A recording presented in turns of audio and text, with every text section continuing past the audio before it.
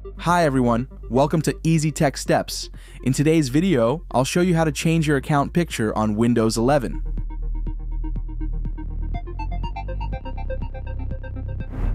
First, click on the Start menu and open Settings.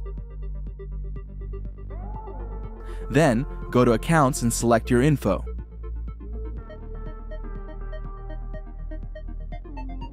Under Account Settings, you'll see the option to change your profile picture. If you're using a local account, click Browse Files to upload a new photo from your computer. Select your image and it will update instantly.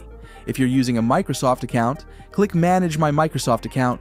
This will open your account settings in a web browser where you can upload a new profile picture.